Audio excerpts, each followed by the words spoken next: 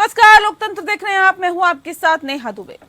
आजादी के अमृत महोत्सव के तहत आज दिल्ली में केंद्रीय मंत्रियों और सांसदों ने लाल किले से विजय चौक तक बाइक रैली निकाली। उपराष्ट्रपति एम वेंकैया नायडू ने हर घर तिरंगा बाइक रैली को हरी झंडी दिखाकर रवाना किया। इस बीच बीजेपी ने आरोप लगाया कि विपक्ष का एक भी सांसद इस रैली में शामिल नहीं हुआ। वहीं पीएम मोदी की अपील पर विपक्षी दलों के नेताओं ने सोशल मीडिया में अपनी डिस्प्ले पिक्चर में तिरंगा लगाया। राहुल गांधी और प्रियंका गांधी समेत कांग्रेस के नेताओं ने देश के पहले प्रधानमंत्री पंडित जवाहरलाल नेहरू के फोटो के साथ तिरंगा लगाया। कांग्रेस ने इस मौके पर राष्ट्रीय स्वयंसेवक संघ पर भी निशाना साधा। एक रिपोर्ट देखिए।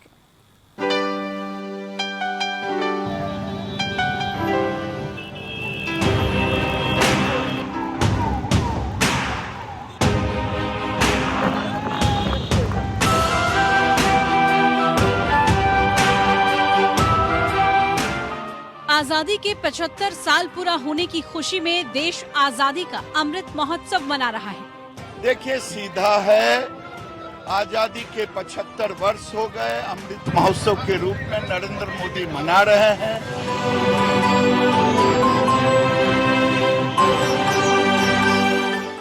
इस मौके पर उपराष्ट्रपति ने हर घर तिरंगा बाइक रैली को झंडी दिखाकर रवाना किया।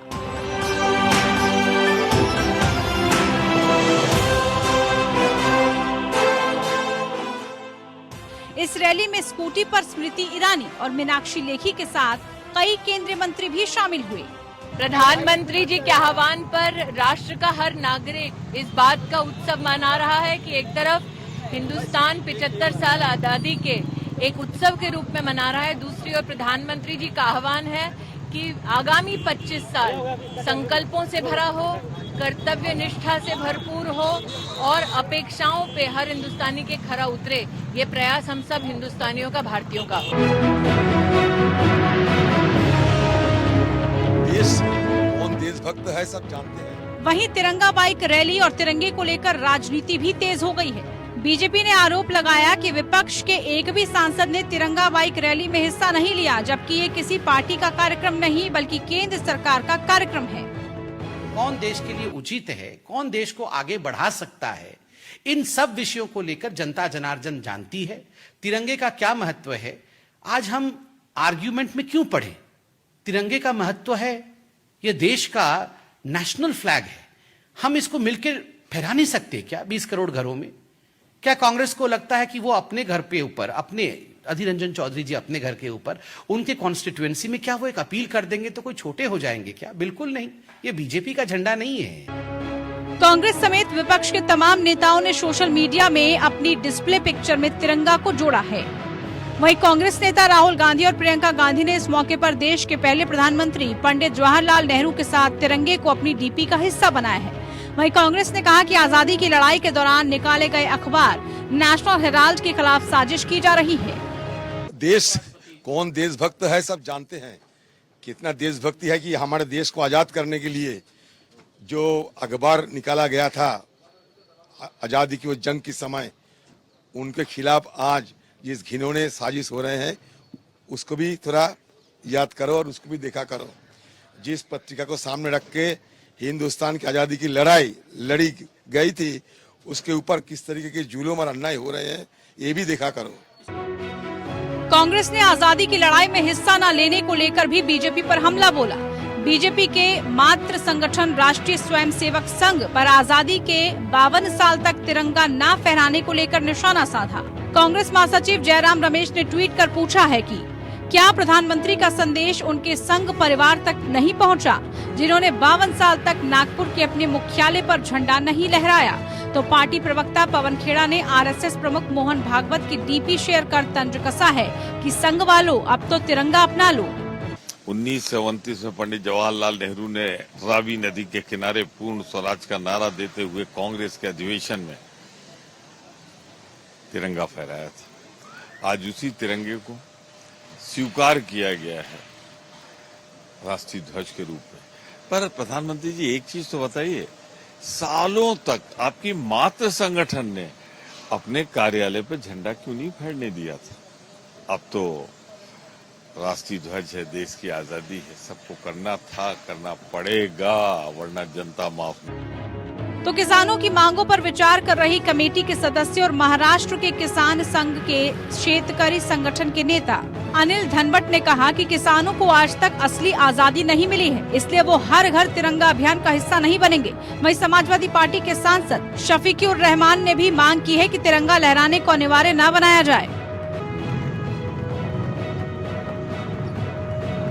अमृत महोत्सव के मौके पर 2 अगस्त से लेकर 15 अगस्त तक कई कार्यक्रम किए जा रहे हैं। 13 अगस्त से 15 अगस्त तक हर घर तिरंगा लहराने का आह्वान किया गया है।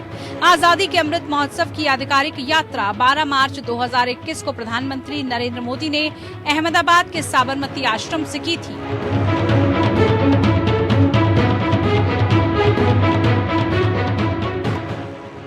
Bureau report, APN news.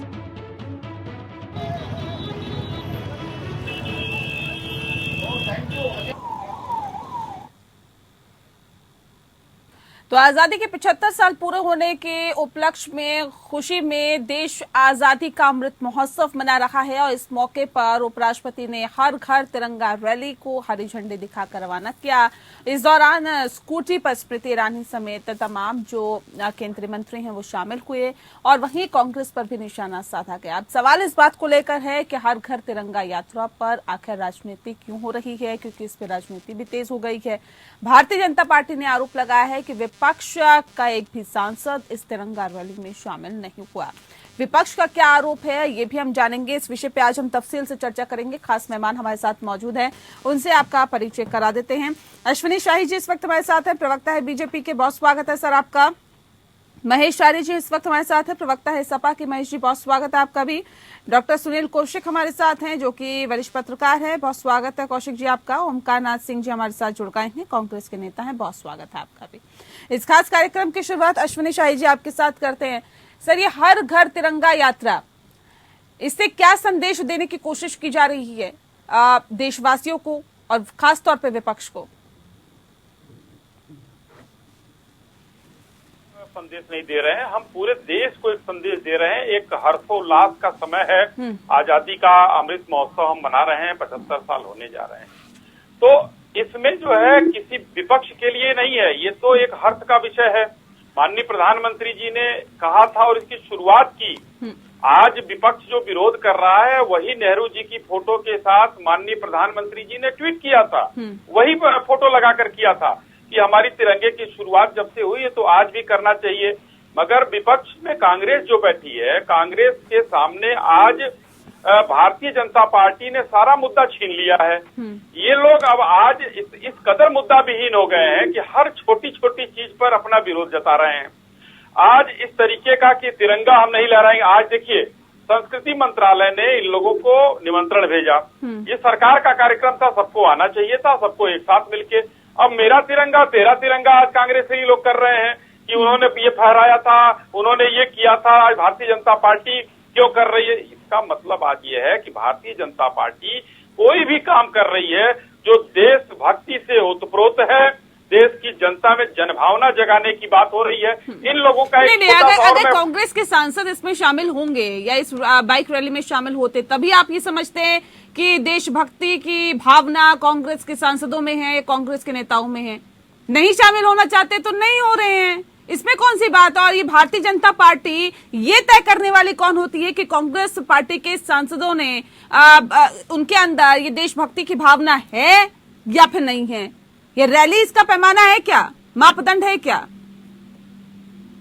जी नेहा जी, आपका सवाल बढ़िया है और मैं इस पर बताना चाहूंगा कि कांग्रेस ने, हम भारतीय जनता पार्टी नहीं तय करेगी कांग्रेस के लिए, चाहे किसी के लिए कि राष्ट्रभक्त है या राष्ट्र विरोधी है, वो अपने आप देश की जनता तय कर देती है, हम लोग नहीं तय करने वाले हैं। मगर सरकार के एक मंत्रालय ने अगर किसी एमपी को सबको भेजा जब निमंत्रण, अगर उसमें ये लोग शामिल होते बढ़ चढ़कर, तो ये लगता कि हाँ, देशभक्ति के नाम पर सब लोग एक हैं, एक तिरंगे के नीचे एक साथ अगर निकलते तो दलगत भावनाएं भूलकर ये लोग आगे बढ़ते। पूरा देश देख रहा था। आज जब सब लोग निकले हैं उसके बाद सिर्फ भारतीय जनता पार्टी के लोग ही सांसद और मंत्री निकले। इन लोगों ने ये सोचकर उसमें शामिल नहीं हुए कि मोदी विरोध कर ही रहे हमको, वो तो भारतीय जनता पार्टी की चीज है, जबकि ये भारतीय जनता पार्टी का नहीं था। ये विरोध में हुआ क्या है, एक लाइन में इसका निचोड़ बताता हूँ कि ये भारतीय जनता पार्टी और मोदी विरोध में लोग देश विरोध करना शुरू कर दिए हैं। मैं ये अगर आपने कहा कि हम लोग तय नहीं करेंगे, लेकिन झंडा फहराते तो कितना अच्छा, हम लोग 5 लोग यहाँ बैठे हैं, 5 लोग तिरंगा हाथ में लेकर आए तो कितना अच्छा लगेगा। लेकिन आप चुपचाप बैठी रहे, हम चुपचाप बैठे रहे, ओमकार जी लेकर तिरंगा चले, हमारे बाकी लोग तिरंगा लेकर चले, तो इससे कोई मतलब नहीं होता है। और ऐसे लोग, एक हमारे सपा के साथी भी यहाँ बैठे हैं, मैं बताना चाहूंगा, आवारगी फैलाने वाले जिनके शफीकुर रहमान वर्क जी हैं, जो कह रहे हैं कि तिरंगा फहराना ही नहीं चाहिए, बताइए, उन्होंने तो विरोध कर दिया। चलिए उस पे हम आएंगे, लेकिन ओमकार जी से मैं सवाल का जवाब ले लेती हूँ। ओमकार जी, केरल सरकार के एक मंत्रालय ने न्योता भेजा कांग्रेस के सांसदों को, कांग्रेस पार्टी को, लेकिन उसके बावजूद भी एक भी सांसद नहीं पहुंचा। ये सरकार का कार्यक्रम नहीं था, ये अगर देखा जाए तो ये केंद्र सरकार की तरफ से था, ये देश के लिए था, देश को समर्पित था, लेकिन उसके बावजूद भी कांग्रेस पार्टी का कोई भी सांसद वहां पर नहीं पहुंचा। ये क्या मोदी का विरोध किया जा रहा है, ये देश का विरोध किया जा रहा है? सरकार का विरोध है, उस सरकार का विरोध है जिस सरकार ने इस देश के राष्ट्रीय झंडे को निर्माण करने वाली पार्टी के मुखिया के परिवार के सदस्यों को बदले की भावना से इस समय जो समाचार पत्र देश की आजादी के लिए लड़ रहा था, उसके यहाँ ईडी द्वारा छापा मार के ये दर्शाया जा रहा है कि जो इस तिरंगे को लेके चल रहे थे वह देशद्रोही है। इनके दिमाग में जो भावना बढ़ी हुई है, तो हम ऐसे आदमियों के साथ में कदम से कदम मिला के राष्ट्रीय झंडे का अपमान नहीं कर सकते। इस राष्ट्रीय झंडे का निर्माण क्या हुआ, इस तिरंगे का इतिहास भी तो जान लेंगे। 1918 और 1921 के बीच में इस तिरंगे झंडे के क्या कहते हैं निर्माण हुआ है। उसिलीपट्टम के वेंकैया जी एक कांग्रेसी कार्यकर्ता थे, उन्होंने इस झंडे का निर्माण किया, जिसमें गांधी जी ने संशोधन किया और 31 में एक कमेटी बनी और उस कमेटी के बाद पूरे तिरंगे झंडे का प्रारूप तैयार हुआ और बीच पे चरखा लगाया गया, तब इस झंडे को राष्ट्रीय झंडे का मान्यता दी गई। 47 जब देश आजाद हुआ तो कांग्रेस ने ये कहा कि ये कांग्रेस कई का देश नहीं है, ये सारे लोगों का देश है, जो दूसरी विचारधारा के उनका भी देश है। लिहाजा उन्होंने चरखा को हटा के उस जगह पे अशोक चक्र लगाया और उसके बाद इस तिरंगे झंडे को किया। और जो ये आज बोल रहे हैं और बड़ा घर घर पहुंचाने का प्रयास कर रहे हैं, मुझे तो हंसी आ रही है इनके ऊपर। 1948 में पैरों तले, 1947 में पैरों तले इन्होंने उस झंडे को रौंदा है और आरएसएस ने पूरा रौंदा है। जब पटेल साहब को ने कसाई की है उनके ऊपर, तो उन्होंने लिखित रूप में माफी मांगी और कहा है कि भविष्य में हम कभी झंडे का अपमान नहीं करेंगे, और इसलिए मजबूर होकर 1950 उन्होंने झंडा फहराया, लेकिन अपने झंडे को उस झंडे के बराबर रखा, उससे नीचे नहीं रखा। तो सवाल इस बात का है, जो झंडे का मान और सम्मान नहीं जानता हो, और 2001 में 3 कांग्रेसी कार्यकर्ता इनके मुख्यालय में झंडा फहराने गए 26 जनवरी को, तो इन्होंने उनके ऊपर मुकदमा कर दिया। 2013 में नागपुर की अदालत ने उनको बरी किया है। तो ये जो राष्ट्रीय झंडा इनके यहाँ फहरा रहा था, उसको ये सजा दिला रहे थे 2003 तक। इसका मतलब यहाँ से 15 साल पहले राष्ट्रभक्त हुए हैं, इसके पहले तो राष्ट्रभक्त थे नहीं है। ठीक है, जो आज ये दुनिया की ठीक है, इनसे भी सवालों का जवाब लेंगे। इन सवालों के जवाब आपने बहुत सारे सवाल उठाए हैं, उनका मैं जवाब लूंगी। का जो है ठीक है, सम्मान सदैव हर व्यक्ति करता है और पूरे जीवन करेगा। ठीक है महेश जी, हमारा कोई अस्तित्व ही नहीं है। ठीक है महेश जी, समाजवादी पार्टी के सांसद शकीफुर रहमान ने भी मांग की है कि तिरंगा लहराने को अनिवार्य न बनाए, क्यों? देखिए नेहा जी, जैसे तिरंगा और हमारा स्वतंत्रता दिवस का मामला है, आजादी की बात है, तो मैं समझता हूँ पूरे देश के लिए गौरव की बात है। और हर नहीं, ये गौरव शकीफुर रहमान को नहीं हो रहा ना सर? ना मेरी बात पूरी होने दीजिए नेहा जी। तो मैं ये कहना चाहता हूँ कि ये समस्या वहाँ खड़ी होती है कि जो लोग जब कैसे कैसे आजादी मिली है, कितने शहीदों ने शहादत दी है, और जिन लोगों ने अंग्रेजों के सामने घुटने टोके, आज वो लोग राष्ट्रभक्ति का पाठ पढ़ाएं। अगर इस तरीके से करना जबरदस्ती अनिवार्य रूप से तो नहीं हो सकता। ये तो हर भारतीय के रग रग में बस रहा है आजादी। ये तिरंगा, ये हमारी रहमान को दिक्कत होती है क्या तिरंगा झंडा लहराने से? तो मैं समझता हूँ नहीं, उन्हें दिक्कत है क्या सर? को डायरेक्शन देने की क्या जरूरत है?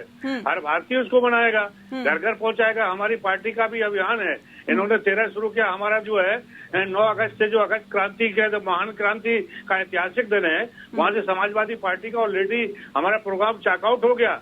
घर घर पहुंचाएंगे तिरंगे झंडे को, आजादी के बारे में हम लोग बताएंगे कि कैसे कैसे आजादी मिली। सर, मेरे को थोड़ा सा समझाने की कोशिश करें, मुझे थोड़ा सा समझा दीजिए सर। अगर समाजवादी पार्टी, क्या ये शकीफुर, सुन लीजिए सर, पूरा बंधक बना के सुन लीजिए आरिफ जी, संसद में विपक्ष की आवाज को बंधक बना दिया है। वो विपक्ष से क्या अपेक्षा करते हैं? ठीक है, शकीफुर रहमान की मांग का समाजवादी पार्टी समर्थन करती है क्या?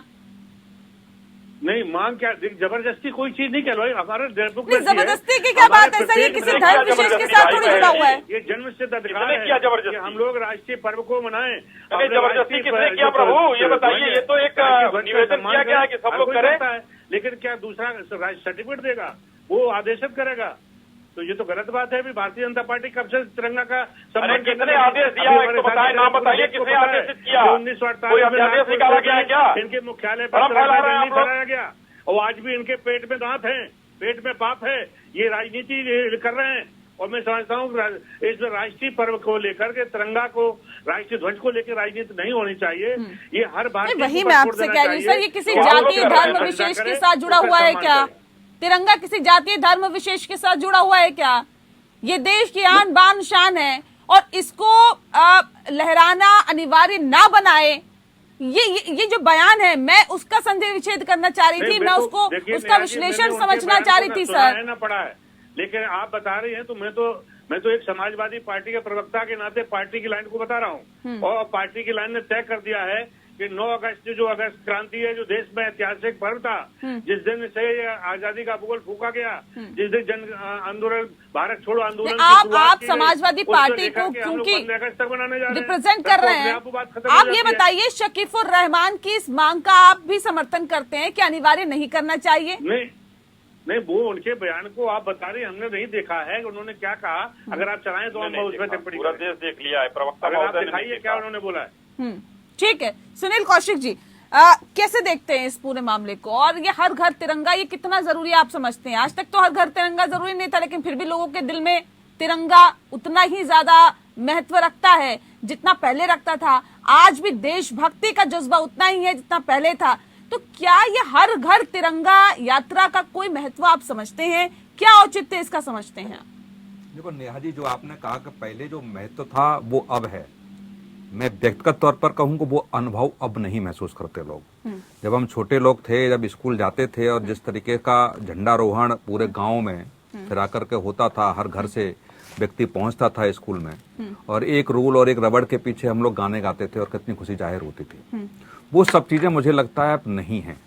और निश्चित तौर से कह सकते हैं कि झंडारोहण की बात ही नहीं, ध्वजारोहण की बात ही नहीं है, तो हम त्योहारों की भी बात करें, दीपावली, होली की भी बात करें, तो जो 4 दशक पहले कि देशभक्ति की भावना लोगों में कम हो गई है। देशभक्ति की नहीं है, एक कम से कम मुझे लगता है कि त्योहार की तरह मनाया जाना चाहिए, जो एक माहौल गर्माहट उस समय होनी चाहिए। और महोत्सव, अमृत महोत्सव मनाने का जो ऐलान सरकार ने किया है, मुझे लगता है कि ये महोत्सव हर वर्ष, चाहे गणतंत्र दिवस हो चाहे स्वतंत्रता दिवस हो, लगभग 3 दिन का होना चाहिए। लोगों को पता लगे कि किस तरीके से हमको आजादी मिली है, और आजकल उस आजादी का राजनीतिक दलों के नेता किस तरीके से उसका चीरहरण कर रहे हैं, ये कौन समझ पाएगा? ये जब युवाओं के बीच बात नहीं जाएगी, जनता के बीच बात नहीं जाएगी, तो कौन उसका मोल समझेगा? और ये समझिए कि आजादी के बाद 2002 में जाकर के थोड़ा सा नियम परिवर्तन हुआ कि व्यक्तियों को आजादी दी गई कि हम झंडारोहण कर सकते हैं अपने कार्यालयों पे, अपने घरों पे। अब दोबारा फिर मुझे लगता है भारत सरकार ने नियम बदला है कि 3-4 दिन के लिए। तो ये सब चीजें कैसे महसूस हो रही हैं? क्यों, क्या आवश्यकता नहीं है क्या? और इसमें कांग्रेस की, सपा की या भाजपा की बात ही नहीं है, ये तो संदेश खुद देना पड़ेगा। और आज जिस दल की सरकार इस देश में है, उसको संदेश देना ये पड़ेगा कि आरएसएस के कार्यालय पे भी झंडारोहण होगा कि नहीं होगा, क्या वो भी राष्ट्रभक्त है कि नहीं है? केवल अपने कार्यालय पर झंडारोहण न करके आप राष्ट्रभक्ति की बात करेंगे, ये नहीं चलेगा। मुझे लगता है आदरणीय प्रधानमंत्री मोदी जी को आरएसएस प्रमुख से भी अपील करनी चाहिए कि वो भी 15 अगस्त को अपने कार्यालय पर झंडारोहण करें। ये संदेश देना है तो अपने घर से शुरुआत होगी। और जो कांग्रेस के नेता कह रहे थे, मैं बिल्कुल सहमत हूं कि जब झंडारोहण की बात आती है तो कुछ कार्यकर्ताओं पर मुकदमे भाजपा के लोगों ने लगाए। क्यों लगाए? क्या तब भाजपा में राष्ट्रभक्ति नहीं थी? ये सब चीजें मुझे लगता है कि जो गलत फहमियां हैं, या जो सिफूके हैं, या जो राजनीतिक हलचलें हैं, उसका स्पष्टीकरण कैसे होगा?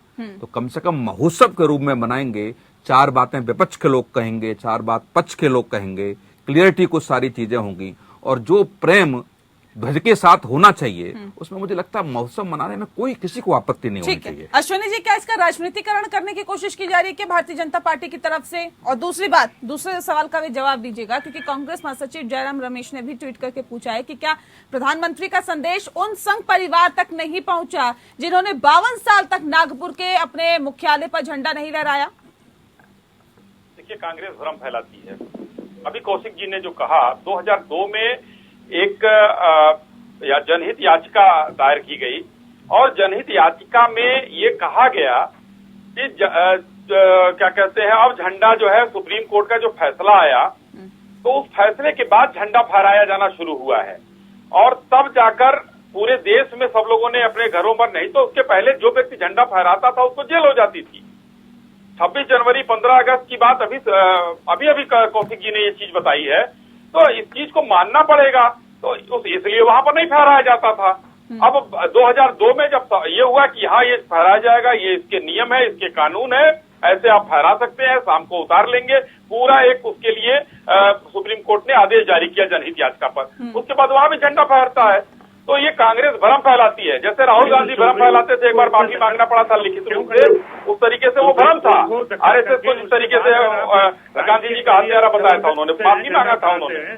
तो इसलिए आप इस चीजों को मत मानिए। आज भारतीय जनता पार्टी ने जो काम किया है, देखिए एक और मैं उदाहरण दे रहा था जो पहले भी, वो अभी कहना चाहूंगा। ओमकार जी की भी बातों का आप जिक्र कर लीजिए बीच में। वो कह रहे हैं कि आज भी भगवा झंडे के साथ ही तिरंगा झंडा होता है, ऊपर नहीं होता। क्यों? ये किसने सेंटीमीटर लेकर किसने नापा है भाई? जाकर देखिए, अगर कोई ऐसा चित्र हो जो बराबर हो, 1-1 मीटर 1-1 इंच नापा गया हो, तो कर दीजिए। यहाँ बैठने पर कुछ नहीं होता है, यहाँ बैठकर टीवी पर बोलते हैं। देखिए, मैं एक उदाहरण देना चाह रहा था, अभी महेश जी ने जो काम 9 तारीख से कर रहे हैं उसी पर मैं एक उदाहरण देना चाह रहा था। कोरोना आया था और माननीय प्रधानमंत्री जी ने आग्रह किया था देशवासियों से कि भाई आप लोग दिया जलाएंगे, बाती जलाएंगे, ताली पीटेंगे, थाली पीटेंगे। ये किसके लिए था? ये कोरोना वॉरियर्स के लिए था। तो इन महानुभाव समाजवादी पार्टी और विरोधी राहुल गांधी ने इस तरीके से कहा कि उन लोगों ने ताली थाली बजाने से कोरोना नहीं भागता। उसके बाद कुछ दिन बाद विरोधी दलों ने ताली थाली बजाने का एक कार्यक्रम रखा, जिसमें रिपोर्ट आई थी कि इस देश के 4% लोगों ने भी न लाइट जलाया और ताली बजाया ना थाली बजाया। तो बड़ा तो सर, देश के प्रधानमंत्री कह रहे हो, लोग उसकी बात को मान रहे हैं, उस बात को मान रहे हैं, ये तो अच्छी बात है ना? नहीं, ये तो अच्छी बात है। ठीक है ओमकार जी, आप लोग भ्रम फैलाने का काम करते हैं, भ्रम फैलाते हैं क्या आप लोग? ओमकार जी, ठीक है, 1 सेकंड रुक जाइए। देखिए, मैं वही कह रहा था कि आप आजादी का अमृत महोत्सव मना रहे हैं और उस आजादी के अमृत महोत्सव में जो उस समय के जिन्होंने आजादी की लड़ाई में भाग लिया था उनका आप जिक्र नहीं कर रहे हैं, उनको इग्नोर कर रहे हैं। पंडित जवाहरलाल नेहरू की कुर्बानियों की बात नहीं करते हैं, महात्मा गांधी की कुर्बानियों की बात नहीं करते हैं, राजेंद्र प्रसाद की कुर्बानियों की बात नहीं करते हैं, सरदार पटेल की कुर्बानियों की बात नहीं करते हैं। कैसे लाठीचार्ज हुई और लाला लाजपत राय की हत्या हुई, कैसे लाठीचार्ज चारबाग में हुई, जिससे क्या कहते हैं पंडित जवाहरलाल नेहरू और गोविंद बल्लभ पंत में लाठियां बरसाई गई। अगर पंत जी उनके ऊपर न सवार होते तो शायद मेरे ख्याल से वो मर चुके होते। और गोविंद बल्लभ पंत जी के गर्दन जो है ताउम्र उनकी हिलती रही, इतनी मार पड़ी थी। इस तरह से क्या कहते हैं आप नहीं करेंगे। आप एक तरफ तो कुछ लोगों की बात करते हैं, झांसी की रानी की बात करेंगे, आप चंद्रशेखर आजाद की बात करेंगे, अच्छा है, बिल्कुल करिए, उन्होंने भी कुर्बानियां दी है, लेकिन इनकी कुर्बानियों की बात कीजिए। आज जिस तरह से आप बैठे हुए हैं, 70-70 साल के 80-80 साल के लोग प्रधानमंत्री बन के बैठे हुए हैं, ये महात्मा गांधी की देन है। कोई युद्ध करके नहीं बैठे हुए हैं, इन्होंने जनता को अपने बस में किया है, जनता से बताया है, अपनी बातों को रखा है और तब आज लोकतंत्र की स्थापना हुई है। तो आप उन पुरोधाओं की बात नहीं करेंगे तो ये बेमानी कहलाएगी कि नहीं कहलाएगी? और आप कहते हैं कि हमें इनके साथ शिरकत करनी चाहिए, किस बात की शिरकत करें? ये तो थे भी नहीं उस आजादी की लड़ाई में। हम नहीं कहते नहीं थे तो इनका हक नहीं बनता यहाँ देश में शासन करने का, हम बिल्कुल नहीं कहते।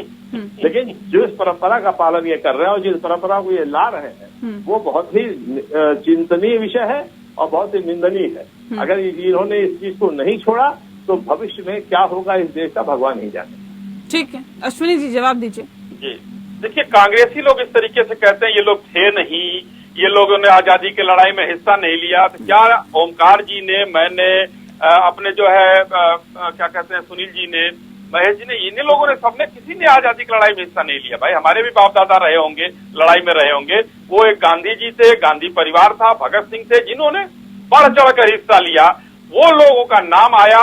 लेकिन इस देश के सभी लोगों ने लड़ाई लड़ी थी। एक कांग्रेस की जो एक चलताऊ भाषा में कहते हैं, कोई बपौती तो नहीं है कि आजादी उन्होंने लगाया था। ये है कि हम सबने, हमारे बाप दादा जितने थे पुरखे, सबने मिलकर लड़ाई लड़ी थी, अपने अपने स्तर पर सबने लड़ा था। तो आज 56 साल तक आपने राज किया, भारतीय जनता पार्टी उसके बाद आई, तो आप कहते थे ये लोग तो थे ही नहीं। क्या मतलब है भाई आपका कि वो लोग थे ही नहीं? हम हिंदुस्तान में कहीं आयात किए गए हैं, मलेशिया से आयात किए गए हैं हम लोग, कि हम लोग इंडोनेशिया से आए हैं? नहीं, देखिए सिंह साहब, ये कांग्रेसी जो कहते हैं हम लोग आयातित नहीं है, हम हिंदुस्तान के नागरिक हैं। हमारे भी बाप दादाओं ने आजादी की लड़ाई लड़ी है, आप बताइए, आजादी की लड़ाई लड़ी है हम लोगों ने। आप लोगों ने सिर्फ जो है उसका पेटेंट नहीं कराया हुआ है। ये जानना चाह रहा आज जो है पूरा देश अगर उत्सव मना रहा है, उस उत्सव में शिरकत नहीं करते हैं आप लोग, तो शिरकत न करके उस तिरंगे का और सरकार का अपमान कर रहे हैं। भारतीय जनता पार्टी ने नहीं बुलाया था आपको। ठीक है महेश जी, इस उत्सव में आप लोग भी शामिल नहीं होते? ये उत्सव है, देश आज 75वां अमृत महोत्सव मना रहा है, और ऐसे में जब इसे एक त्योहार की तरह मनाना चाहिए, तो समाजवादी पार्टी को क्या नहीं लगता कि इसके अंदर खुद भी शिरकत करनी चाहिए, शामिल होना चाहिए? देखिए नेहा जी, इसके पीछे अगर आप जाएंगे, कितने अभी कई दिनों से जब हाउस चल रहा है, तो जो केंद्र की सरकार है, बीजेपी की सरकार, पूरे विपक्ष के अधिकारों का हनन कर रही है। वहाँ जनता की और विपक्षी जो हमारे तिरंगा यात्रा पर विपक्ष का अधिकार हनन हो गया। इसका राजनीतिकरण क्यों सर? है सदन चल रहा है, विपक्ष नहीं बोल पा रहा है, सदन चल पा रहा है, नहीं चल पा रहा, इसका राजनीतिकरण क्यों कर रहे हैं आप लोग? इस तरह से, और किसी भी कार्यक्रम, राष्ट्रीय प्रोग्राम को हाईजैक करने की क्या जरूरत है? राजनीतिक रंग देने की जरूरत नहीं है। इसको राष्ट्रभक्ति किसी को समझाने की, उसको सर्टिफिकेट बांटने की जरूरत नहीं है। नहीं, वर्क साहब आपके दल में है, उनको समझाने की जरूरत नहीं है। वर्क साहब आपके दल में बोल रहे हैं ना, करें कि नहीं बाहर आना चाहिए के आंदोलन वो आप ही के दल की नुमाइंदगी कर रहे हैं सदन में, कोई दूसरा नहीं बोल रहा है। आपके दल के सांसद शफीकुर रहमान वर्क ने जो कहा है, उचित यानी नहीं कि है। आप लोग इन्होंने तमाम नहीं चाहते झंडा फहराना, हाईजैक करने की कोशिश किया है, और इसीलिए अपोजिशन को ऐतराज है। क्योंकि राजनीतिक, आप भी एक एक्टर होंगे, मंत्री, वो एक्टर है। नहीं सर, अगर आप ये कहें कि देखिए विपक्ष, एक सेकंड महेश जी, नहीं ऐसे नहीं, महेश आर्य जी सुन लीजिए सर, सुन लीजिए। अगर आप ये कहें कि विपक्ष को संसद में नहीं बोलने दिया जाता, अगर आप ये कहें कि ईडी के छापे पड़ रहे हैं, अगर आप ये कहें कि विपक्ष को बेवजह परेशान करने की कोशिश की, ये मैटर अलग है। तो क्या इस एक सेकंड सर, क्या इस वजह से आप दिवाली होली मनाना छोड़ देंगे, त्योहार मनाना छोड़ देंगे, लोकतंत्र का पर्व मनाना छोड़ देंगे, या फिर आप ये तिरंगा यात्रा जिसका जिक्र हम कर रहे हैं, अभी सुनील जी कर रहे थे कि त्योहार की तरह मनाना चाहिए सर, एकजुट होकर? पार्टी का राजनीतिक लाभ लेने के लिए ये कुछ भी स्कीम पॉलिसी बना करके और चाहते हैं कि भी हमारे पीछे लग जाओ। भाई ये हमारी आजादी है, हम लोगों ने भी कुर्बानियां दी हैं, हाँ। हमारे दिलों में भी जज्बात है। तो अभी ओमकार जी तो कहते सिर्फ कांग्रेस के नेता थे उसमें, दिल में आजादी छुपाए बैठा है कांग्रेस, तो हम लोगों को ये सर्टिफिकेट क्यों देना चाहते हैं? और जब हमारी सच्ची आजादी है लोकशाही के लिए, तो हमको बोलने की अनुमति, हाउस में बोलने नहीं देते, वहाँ पर गरीब जो जनता के मुद्दे नहीं उठाने देते और पूरी आवाज को दबा देना चाहते हैं। अच्छा, कांग्रेस के ही लोग थे समाजवादी पार्टी के? बीजेपी भी कांग्रेस की है। जो लोग, जब लोकतंत्र की स्थापना हुई तो कई लोगों ने कांग्रेस से बाहर निकले, जिसमें राजगोपालाचारी थे, जिसमें क्या कहते हैं डॉक्टर राममनोहर लोहिया थे, जयप्रकाश नारायण थे, आजाद नरेंद्र थे। मतलब डीएनए कांग्रेस का ही है, ये आप कह रहे हैं? भी होना चाहिए, अगर विपक्ष नहीं रहेगा तो फिर पक्ष का नहीं, आप सिंह साहब, भाजपा में भी डीएनए कांग्रेस का ही है क्या? कांग्रेस तो बीजेपी में बहुत ज्यादा अंतर नहीं है। 56 साल तक ये लोगों ने भी इसी तरीके से किया है, वो सामने आने लगा है। तो मैं तो ये समझता हूँ कि देश की आजादी की रक्षा, मतलब आप ये कह रहे हैं ओमकार जी, आप ये कह रहे हैं कि देखिए समाजवादी पार्टी ने तो देश में देश के लिए कुर्बानी दी, देश के लिए कहीं ना कहीं लड़ी है समाजवादी पार्टी, लेकिन भारतीय जनता पार्टी दूसरे देश से आके यहाँ पे बस गई। के रूप में मनाया जाता है, पूरे विश्व में इतिहास है। रशिया की क्रांति में भी 1% हम लोग इथियोपिया से आयात करके आए थे, भारतीय जनता पार्टी के लोगों ने 20% से भी ज्यादा जो अगस्त क्रांति की उसमें रखते थे, उन्होंने उन्होंने छोड़ा, कहा कि नहीं हमारी ये नीति होनी चाहिए, इसलिए वो वहां हटे और उन्होंने वो दल बनाए। ठीक है सुनील जी, अब सवाल मेरा आपसे है सर, ये तिरंगा यात्रा, हर घर तिरंगा यात्रा, इसकी ये कह रहे हैं कि अनिवार्य नहीं होनी चाहिए, और बीजेपी के नेता को आपने सुना कह रहे अनिवार्य है भी नहीं। क्यों नहीं है अनिवार्य, क्यों नहीं कर देते अनिवार्य? नहीं, मैंने वही कहा, और ये होना भी चाहिए कि गणतंत्र दिवस और स्वतंत्रता दिवस के एक दिन पहले और एक दिन बाहर 3 दिन का महोत्सव मनाएं और इसको अनिवार्य कर दिया जाए। अनिवार्य करने में क्या दिक्कत है? या तो कोई व्यक्ति ये तो किसी धर्म विशेष के साथ नहीं कर पाता है, तो मुझे लगता है कम से कम उस परिवार को सरकारी सुविधाओं से तो वंचित किया जा सकता है। मजबूरी बताइए सर, मजबूरी क्या है इसके पीछे? कोई मजबूरी नहीं है, लेकिन राजनीति उसमें होनी है। अब जैसे आप ही की डिबेट में ये हो रहा है कि भाजपा ने देश की आजादी में भाग नहीं लिया, इसलिए उनको कहने का कोई अधिकार नहीं है। बहुत सारे ऐसे परिवार इसमें हैं जिनके बड़े बड़े योगदान रहा है। सरदार वल्लभ भाई पटेल का परिवार आज कहां है? सुभाष चंद्र बोस का परिवार कहां है? डॉक्टर भीमराव अम्बेडकर जी का परिवार कहां है? तो इसका मतलब महत्ता उनकी कम हो गई है, खत्म हो गई। यदि आप आज की स्थिति में देश की सहभागिता में, देश की स्वतंत्रता में, देश की आगे ले जाने के लिए यदि आपका आज योगदान है तो आपकी महत्ता है। ये नहीं है कि मेरे बाबा ने कुछ कर दिया तो उसका मैं कहूंगा। जैसे भी बीच में आ रहा था कि जिसने झंडा बनाया उनके घर पे ईडी क्यों चलेगी? या तो किसी परिवार ने देश का झंडा या ध्वजा झंडा बना दिया तो उसको अधिकार हो गया, वो कुछ भी करेगा। ऐसा नहीं है कि नियम तो नियम सबके लिए बराबर है। इंदिरा गांधी जी को भी जेल जाना पड़ा। जो व्यक्ति गलत करेगा, देश के संविधान के खिलाफ जो कार्रवाई जो कर्म करेगा, वो निश्चित तौर से उसको खिलाफ कार्रवाई होगी, चाहे वो किसी भी परिवार से ताल्लुकात रखता हो। लेकिन आज की स्थिति में योगदान आपको देखना पड़ेगा ना, कि गांधी परिवार की जैसे लीजिएगा कांग्रेस की स्थिति देख लीजिए कि इंदिरा गांधी, जवाहरलाल नेहरू, राजीव गांधी जी का योगदान कम नहीं है देश के लिए, और उसको कभी भुलाया भी नहीं जा सकता। हर देश का व्यक्ति जानता है, लेकिन उनके नाम पर राहुल गांधी को स्वीकार नहीं कर पा रहा है देश, ये समझना पड़ेगा। भीमराव अंबेडकर जी के पोते को देश स्वीकार नहीं कर पा रहा है, तो ये समझना पड़ेगा ना आखिर में कि आप आज कुछ नहीं कर पा रहे और आप दादा परदादा के ने जो देश के लिए किया, या तो उसके नाम पर यदि आप राजनीति करेंगे, वो राजनीति चलने वाली नहीं है। अटल बिहारी वाजपेयी के भी कुछ परिवार के रहे होंगे, लाल कृष्ण आडवाणी जी की बेटी जी को भी आप ले लीजिए। यदि आपकी भारतीय राजनीति में कोई योगदान नहीं है या नहीं करना चाहते हो, तो सरकार आपको, इस देश की जनता आपको सिर माथे क्यों बैठा लेगी? आप आइए, काम करिए, देश की जनता आपको सिर माथे बैठा लेगी। तो ये इस बात को मैं मानने के लिए तैयार नहीं है कि जो स्वतंत्रता दिवस के आंदोलन में जिन लोगों ने भाग नहीं लिया उनको ये कहने का अधिकार नहीं है, या जिस परिवार ने झंडा बनाया उसके ईडी कैसे पहुंच गई? उसके लिए आगे की 8 पीढ़ियां या 10 पीढ़ियां खाती रहेगी, या फिर देश में शासन करती रहेगी।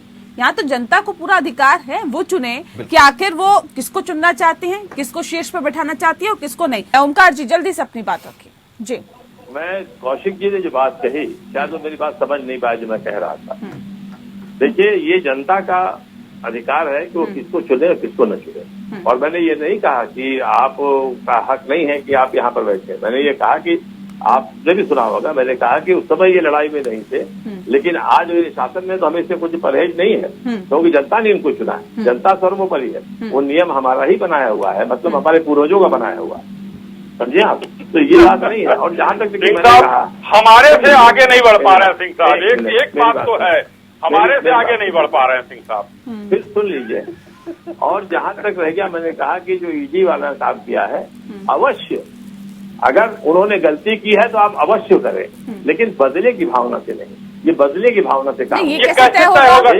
नहीं, ये कैसे तय होगा? ये बदले की भावना से हो रहा है या नहीं हो रहा? प्रॉफिटेबल कंपनी कौशिक साहब है, जिसमें से 1 पैसा लिया नहीं जा सकता है, और इसके अंदर वो सीबीआई भी चेक कर चुकी है, इनकम टैक्स भी कर चुका है। नहीं सर, अब देखिए उसमें जाएंगे हम तो बहुत लंबी डिबेट हो जाएगी। मैं मुद्दे से भटकना नहीं चाहती, ना भटकाना चाहती डिबेट को, लेकिन आप ये तय करके बैठ जाइए। सुन लीजिए ओमकार जी, आप खुद ये तय कर लेंगे कि बदले की भावना से हो रहा है, ये खुद ये तय कर लेंगे कि बदले की भावना से ही ईडी छापा मार रही है, और ये तिरंगा यात्रा का विरोध कर देंगे क्या?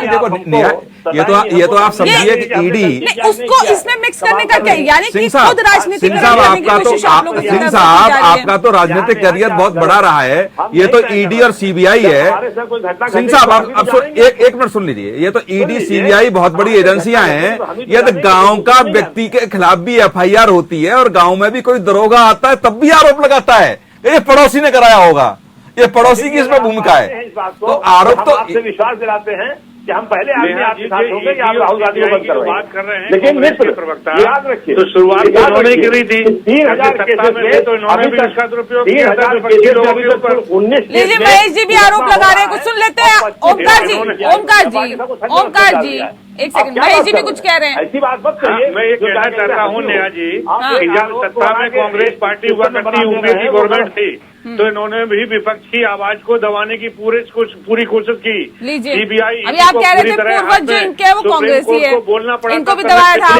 मुलायम सिंह ने नेहा कई बार कहा कि कांग्रेस सीबीआई का डर दिखाती है। करने पड़ा था तो नहीं, मेरा ये देखिए, मेरा ये कंसर्न नहीं है। मैं तिरंगा यात्रा पर इस पूरी डिबेट को रखना चाहती हूँ। एक सेकंड। अच्छी बात कही, कांग्रेस ने किया तो कांग्रेस को उसका खामियाजा भुगतना पड़ा। अभी इनका भी चलिए, मानते हैं ना किया, आप लोग भी सारे कारनामे करके बैठे हैं, मानते हैं ना, तो सर इसका तिरंगे यात्रा से इसको अलग रखिए ना सर। नेहा जी बहुत बड़ा होता है, स्थापित करेंगे नेहा अपना काम करेंगे, आपको तिरंगा मिलेगा। कोई यात्रा हो, तिरंगा कांग्रेस यात्रा हमारी का हुआ है, हम ही करेंगे तिरंगा यात्रा पूरे देश में परचम फहराए थे, सारे राज्यों में सरकार का कोई सहयोग नहीं करेगी। कांग्रेस की सरकार आज होने से नहीं मिल रहे हैं, भावना से काम करती है और सरकार की जितनी निंदा की जाए उतनी कम। निहायत आपकी अनुमति हो तो एक सवाल थोड़ा सा मुझे अश्विनी साई साहब से करना है, यदि आपकी अनुमति हो तो। मंत्री जो हैं गडकरी साहब, उन्होंने कहा प्रधानमंत्री गलत कह रहे हैं। उनका भी जो चल रहा है कि प्रधानमंत्री गलत कर रहे हैं, विपक्ष का अधिकार है क्या कहते हैं आंदोलन करना, और विपक्ष को इस तरह से ईडी द्वारा और छापा मार के डराया नहीं जा सकता है। उनको इनके मंत्री कह रहे हैं, उसको छोड़ दीजिए जी। सुनील, इनके रक्षा मंत्री कह रहे हैं कि मैं जवाहरलाल नेहरू की नीयत पर कोई संदेह नहीं कर सकता, उसकी आलोचना नहीं कर सकता है, हाँ नीतियों का मतभेद हो सकता है। तो मंत्री कह रहे हैं, तो आप मोदी जी का विरोध थोड़ी कर रहे हैं इस समय, मोदी जी की नीतियों का विरोध कर रहे हैं। ये तो हमेशा नीतियों का विरोध होता है। व्यक्तिगत तौर से आप कहिए जब मोदी जी सैफई जाते हैं, मोदी जी सैफई जाते हैं शादी में, जो काम कर रहे हैं वो आज बता रहे हैं कि हम घर घर फैलाएंगे। नहीं सर, ये आप नहीं समझ पा रहे। मेरा सीधा सा कंसर्न, इसका राजनीतिकरण करने की कोशिश क्यों की जा रही है? आप ये कहते हैं ओमकार जी, आप ये कह रहे हैं ईडी के छापे पड़ रहे हैं, ये बदले की भावना से कार्य हो रहा है, विपक्ष को नहीं, बाकी सब चीजें सब ठीक होगी, आपका अपना क्राइटेरिया मापने का होगा। ओमकार जी मेरी बात सुनिए, 3022 केसेस ईडी के अब तक हुए हैं, 3022, और उसमें 25 लोगों को दोषी बनाया है और 19 में मुकदमा है और बाकी सब सज्जे बस्ते में। खाली उनको 10 दिन निकाला, उनसे इंक्वायरी की, उनको जलील किया और अभी कोई उनका निर्णय नहीं हो रहा है। ये क्या है? ये सिंह साहब अभी सुप्रीम कोर्ट में बात कही गई है, ये सारी जो आप डिबेट में कह रहे हैं सारी बातें कि सुप्रीम कोर्ट ने नहीं मानी, तो आज यहाँ बैठे इसलिए नहीं, तो सुप्रीम कोर्ट ने नहीं मानी ना उसको। सारी 200-250 याचिकाएं ईडी के खिलाफ, 250 याचिकाएं ईडी के खिलाफ, और उसमें सुप्रीम कोर्ट का आदेश। अब आप देखो सुप्रीम कोर्ट भी सरकार चला रही है। कौशिक साहब, आज की तारीख में सारी संस्थाओं पर इस सरकार ने कब्जा कर रखा है। तो आप भी तो वही करते आए हैं। अच्छा, महेश जी भी यही आरोप लगा रहे हैं। अच्छा, अच्छा सिंह साहब, नहीं एक बात मान भी लिया जाए, इन एजेंसियों को कौन चलाएगा सरकार के अलावा? एक सुनिए भाई, पहले इन्होंने करके दिखाया, रास्ता इन्होंने दिखाया किस तरीके से सीबीआई को तोता बनाया जा सकता है, किस तरीके से ईडी का दुरुपयोग किया जा सकता है, किस तरह विपक्षी की आवाज को दबाया जा सकता है। तो इन्हीं का गुरमंत्र अब बीजेपी के ऊपर लगा चला रही है। आपकी इन्होंने भी किया था ऐसा उत्तर प्रदेश की पूर्व मुख्यमंत्री मायावती जी के खिलाफ और तमाम नेताओं के, दूसरे दल के जो विपक्षी नेताओं के खिलाफ इन्होंने ईडी सीबीआई का जमकर दुरुपयोग किया था और पूरे देश में इस बात को पता है। और उसी का कारण है तो सीधा कंसर्न है सर, पर अपनी ये तो वाकई ये बात सही है, जो बोया गया वही काटा जा रहा है। समाजवादी पार्टी को नया ये दिख रहा था और फिर भी केंद्र सरकार को समर्थन समाजवादी पार्टी दिया जा रही थी। मैं 2004 से लेकर के 2014 तक समाजवादी पार्टी का समर्थन रहा और समाजवादी पार्टी समझ भी रही थी कि हाँ सीबीआई का डर है। अरे कौशिक जी, शायद 2010 का था या 2010 या 11 का मामला याद आ गया मुझे। किसी बाहरी बहुत बड़ी पार्टी के नेता के ऊपर आय से अधिक संपत्ति का एक मामला चल रहा था, सीबीआई की ही जांच चल रही थी और सरकार उनके समर्थन से चल रही थी, माननीय मनमोहन सिंह जी की। ये सब लोग गए थे कि भाई मुकदमा वह खत्म किया जाए, उसके बाद हम आपकी सरकार को समर्थन देते हैं। तो डील हुई थी, मैंने नाम नहीं लिया, समझने वाले समझ गए होंगे कि किस तरीके से वो आय से अधिक संपत्ति का मामला दबा दिया गया और सरकार बच गई थी। चलिए चलो आप चलिए, फाइल खुलवा दीजिए ना शाही साहब, अब तो पुरानी फाइल खोलने में आप माहिर हैं। हम डिबेट चलो डील भी ओपन हो जाएगी। एक सेकंड, हम डिबेट से हट रहे हैं, मुद्दे से हट रहे हैं डिबेट में। अब ईडी सीबीआई पे मत जाइए।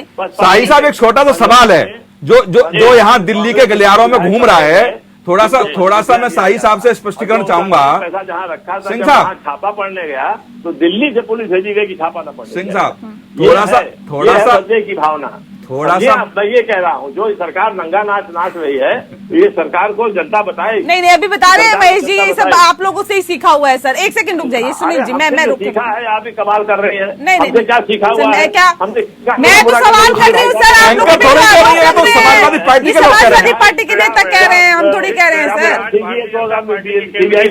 ही कह रहे थे कि हमारी पार्टी से गए नेता इनके पूर्वज। मैं नहीं कह रही कुछ भी, ये सब आप ही कह रहे हैं। ठीक है, इसलिए वो है कि जो बोया वो काटने के लिए तैयार रहिए आप। हाँ, क्यों घबरा रहे हैं आप? उनको अपने काम करने दीजिए, कानून काम कर रहा है। चलिए, आप प्रसन्न हैं? अगर आप प्रसन्न नहीं, इसलिए मेरे ख्याल लगता है आपकी बारी आ गई है, लखनऊ तक आ गया मामला, इसलिए आप परेशान हो रहे हैं। चलिए ठीक है, चलिए आपकी शुभकामनाएं आपको। ठीक है अश्विनी जी आरएसएस मतलब ईडी आ गई है लखनऊ में, अगले जी के दरवाजे पहुंचने वाली है। ठीक है, नहीं आप अपनी चिंता करिए। ठीक है सर, ठीक है, मुद्दे से मत भटकने दीजिए। एक सवाल लीजिए आप शाही जी। सवाल ये है कि पार्टी प्रवक्ता, कांग्रेस के प्रवक्ता पवन खेड़ा ने कहा है कि आरएसएस प्रमुख मोहन भागवत की डीपी शेयर की और तंज कसा है कि संघ वालों अब तो तिरंगा अपना लो। मतलब ये थोड़ा सा ऐड कर दूं निहायत आप अनुमति दें तो। दिल्ली के गलियारे में ये भी है कि भारत सरकार इसको अनिवार्य भी करना चाह रही थी, अनिवार्य कर दिया जाए, लेकिन कहीं आरएसएस की वजह से मामला अटक गया कि आरएसएस को जो अच्छा नहीं लगेगा, अनिवार्य हो जाएगा तो आरएसएस कार्यालय में भी झंडारोहण करना पड़ेगा। इसमें कितनी सच्चाई है तो अश्विनी शाही साहब बता पाएंगे। देखिए कौशिक जी, दोनों सवाल का जवाब मैं देना चाहूंगा। कौशिक जी, ये भारत का झंडा है और ये हमारे हृदय में बसता है, तो हर भारतीय के हृदय में बसता है, इसलिए झंडा फहराना अनिवार्य नहीं किया जा सकता, अनिवार्य लोगों ने कर रखा है। और कहीं भी 15 अगस्त हो, 26 जनवरी हो, चौराहों पर देखिए बच्चे, बूढ़े, बड़े सब खरीद कर अपनी गाड़ी पर, अपने घर पर लगाते हैं। और आरएसएस पर नेहा जी मैं बताना चाहूंगा कि 2002 में जब जनहित याचिका का फैसला आया था तो 26 जनवरी 2002 को आरएसएस मुख्यालय पर झंडा फहराया गया था। आरएसएस ने अपनाया, उसके पहले वो नहीं अपना रहे थे, क्योंकि उसमें बहुत सी, उससे पहले वो राष्ट्र विरोधी थे क्या? नहीं, उसका एक नियम था, संविधान में लिखा हुआ था। नहीं सर, आप लोगों के लिए तो सब नियम है, दूसरों के लिए मुझे पूरी बात करने दीजिए, बात तो मुझे पूरी कर लेने दीजिए ना।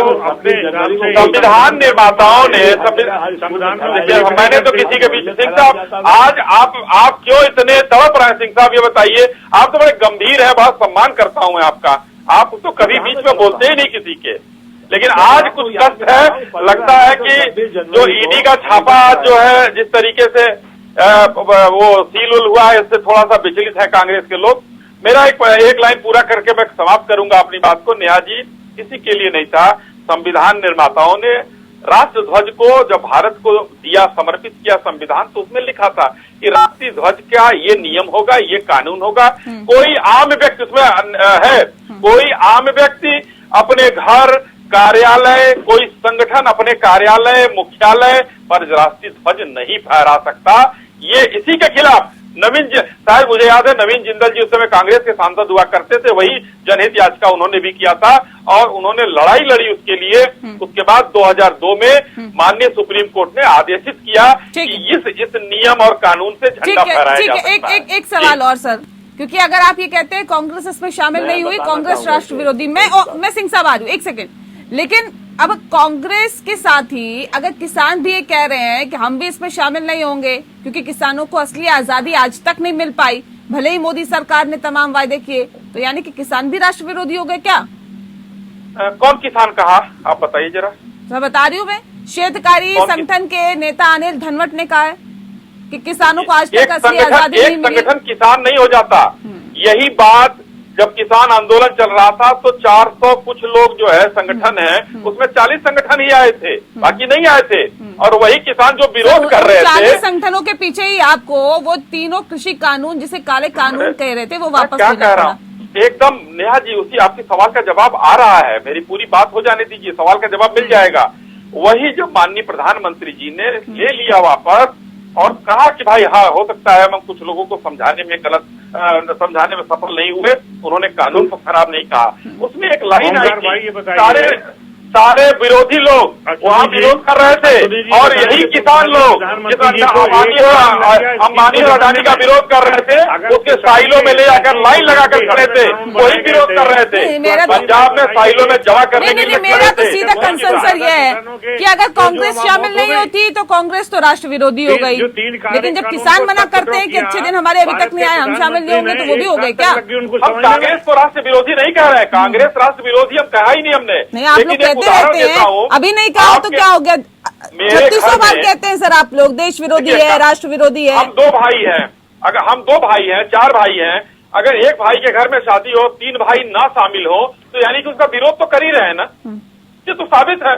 तो आज सब एक ही घर में, तिरंगा एक घर का है, सबका सौर्य मुकुट है, और फहराने के लिए जब लोग नहीं आए, आदेश दिया तो 15 अगस्त और 26 जनवरी को हर घर में, हर स्कूल में, हर चौराहे पर, हर कार्यालय में झंडा फहराया जा सकता था और लोग फहराते थे, कार्यक्रम होते थे, उत्सव होते थे, शाम को उतार लिया जाता था, लेकिन रोज नहीं फहरा सकते। ये नियम था 15 अगस्त और 26 जनवरी का। ये तो ये अपना छुपा रहे हैं और जनता को गलत बोल रहे हैं, जैसे भ्रमित हमेशा करते वैसे आज भी भ्रमित कर रहे हैं कि सब नियम नहीं था इसलिए हम नहीं फहराते थे। ठीक है, अगर नियम नहीं था तो 1950 को कैसे फहरा लिया?